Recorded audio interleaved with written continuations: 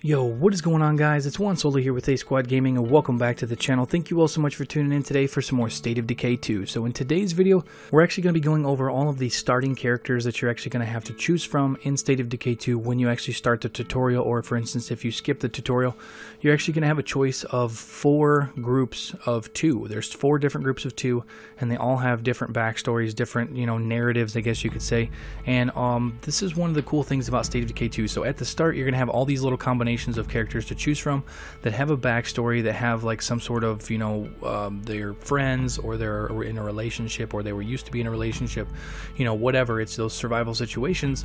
But the rest of the characters that are generated throughout the open world are kind of randomly generated. But these 4 groups at the start are all narrative driven, because it kind of ties in with the very start of the game on how this whole thing came about, how they came into the apocalypse, or whatever you could say, and how their story sort of begins. So the first characters we're actually going to be talking about is the Surly siblings. So as you can see down at the bottom, one character has a specialized skill. So you can see that Charles has the mechanic skill, and then Sid does not actually have a specialized skill. And what that means is basically in the open world, there's a chance that you can find skill books.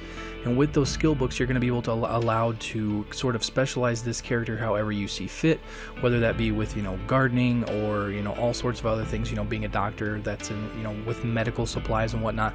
But there's all sorts of different, specialized skills that you would be able to specialize with this character. So that's what that open slot is there for.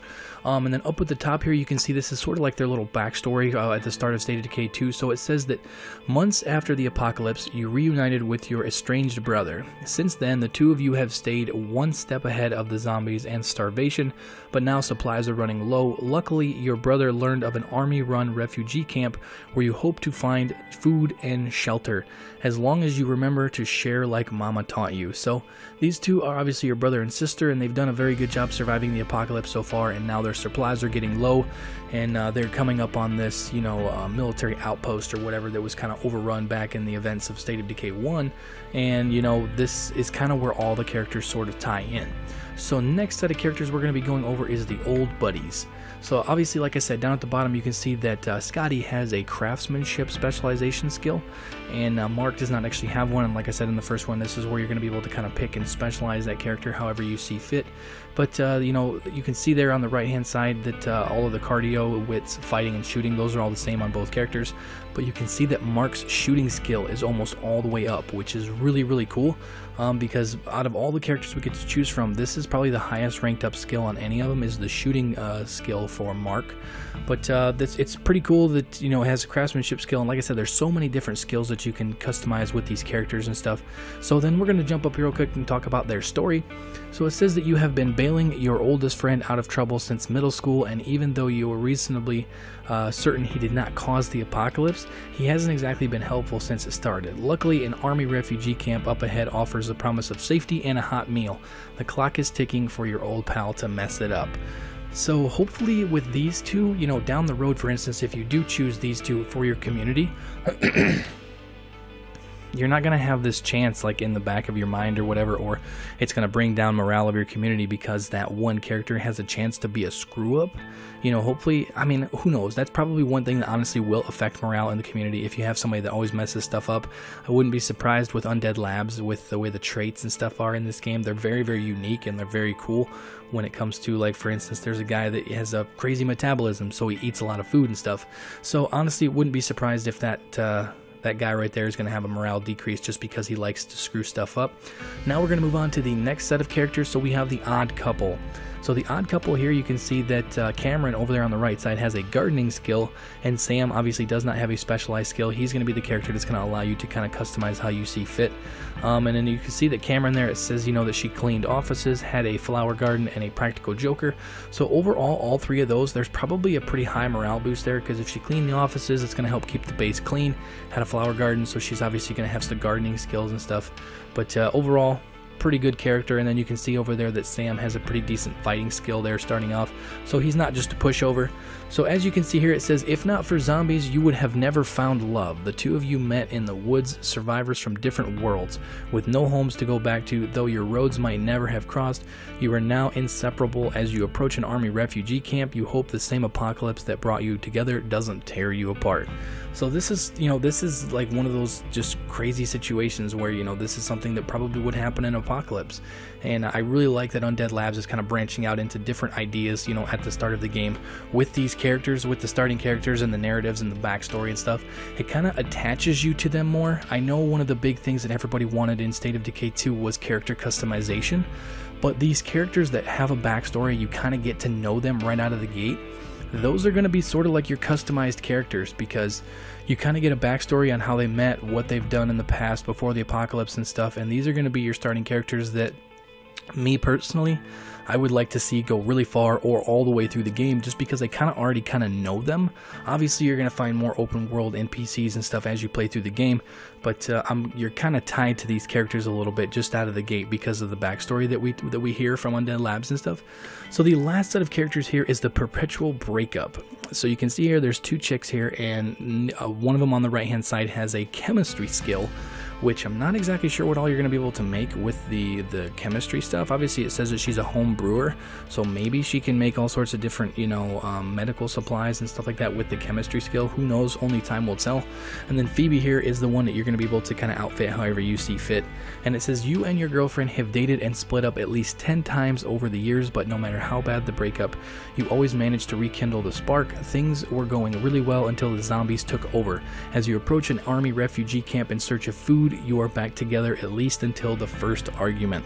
So very unique situation. I'm glad Undead Labs is kind of putting these things in the game, and those are your 4 groups of characters. And then also with that, guys, these 4 groups can be rolled like randomly 3 different times. So I'm going to pop an image up on screen here, and we're going to actually talk about the 3 different variations of the odd couple. So all of the backstory stays the same, and then the characters stay the same, but for instance, some of these have different skills and whatnot that are different levels. So you can see that most of the stuff here with the odd couple is pretty close to what it was before, but some of these traits are different, obviously different levels. Like for instance, the one all the way over on the right, it only has a 2-level gardening, but the one in the middle there has a 5-level gardening. So it's just kind of different. It randomizes it a little bit, so you kind of want to get the best of this if you want, depending on which group you're going to choose. And then obviously, you know, you're going to have to re-roll it or whatever you want to do. So here is the old buddies. You can see here that obviously same thing, depending on which character you have, you know, it's going to re-roll it a little bit differently. But you can see the one thing here is in the middle, you have, there's sort of different character names and stuff like with these characters, and you can see the one in the middle there that has a utilities skill. So real quick, just throwing this out there, guys, if you want to go into the farming aspect of the game, for instance, if you get a level 1, you get you can set up sort of like you can start growing your crops and stuff, and you work your way all the way up to a level 3, which is a hydroponics facility.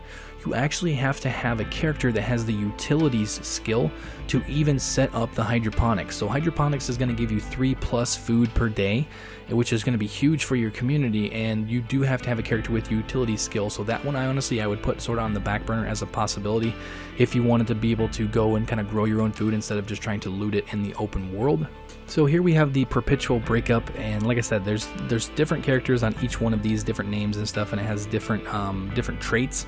And these are just some of the different things that you can roll, and you can see that all 3 of these have the chemistry skill, so nothing really crazy there. And then obviously just the different stuff is going to be different levels and whatnot, so that's not really too crazy different, but you have a couple different selections if you want to choose this group of players.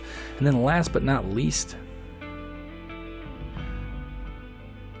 we have the Surly Siblings. So you can see here that all the way across the board we have the mechanic skill all the way across, so obviously different characters and stuff, different traits and whatnot. But you can see the one that kind of stands out here for me is the one over here on the left. You can see the Amani character here has wits almost all the way up, which is going to be a really big deal when it comes to looting and, you know, just in the general census of the game. Having high wits, especially when you can specialize that into other skills and stuff, is going to be a really good thing. But then also you can see down there at the bottom of the middle character we have the mechanic skill that's like almost all the way up, which will allow you to specialize that very, very soon. But overall, guys, this is all the variations and all the starting characters in State of Decay 2. I just kind of wanted to go over this with you guys so you guys had all the information that you needed to know to kind of start thinking about what characters you want to choose when you start State of Decay 2 on Friday, for instance, if you get the Ultimate Edition. If not, on Tuesday for the regular edition. But like I said, that's all for the video, guys. If you guys enjoyed it, But like I said, that's all for the video, guys. If you guys found it helpful, you guys are excited about State of Decay 2 and just all the characters and stuff like that playing forward and stuff, make sure to slap that like button. Also, if you guys are new to the channel, make sure to subscribe to stay up to date on all things State of Decay 2. I'm going to be covering this game very in-depth leading up to and after the launch on May 22nd. But that is all for now, guys. Thank you all so much for watching, and I will catch you guys later. Peace out.